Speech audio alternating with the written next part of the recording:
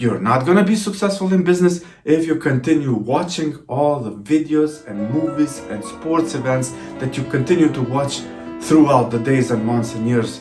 That's not gonna get you anywhere.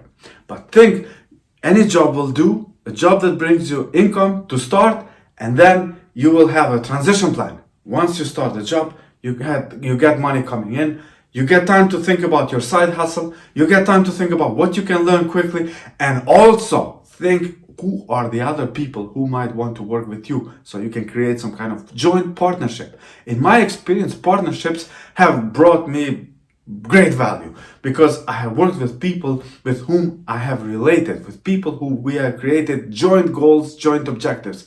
And keep in mind, if everyone in your team is contributing to those joint goals, the chances are your business is going to be much more successful. And think how you're gonna get your first client. How you gonna get your first client, what kind of service you're gonna provide, and how much you're gonna charge. Maybe you even wanna start for free. Just have 1, 2, 3 clients that you deliver, whatever you deliver, for free. Why would you wanna do that? Because you start for free, you get referrals, you get testimonials, and those referrals bring you new clients, and if you keep making these clients happy, they will continue pouring in. Then you need to think about scaling your business to another level.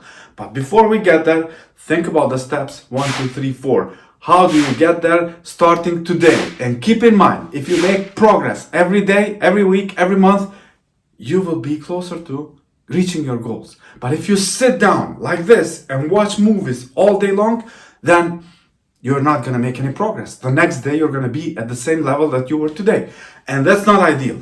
If you want to start a business, you got to act right now. So get up now and just start looking for that job. Start looking for the way you can make some income immediately, because you need that income in order to get your mind straight thinking about business.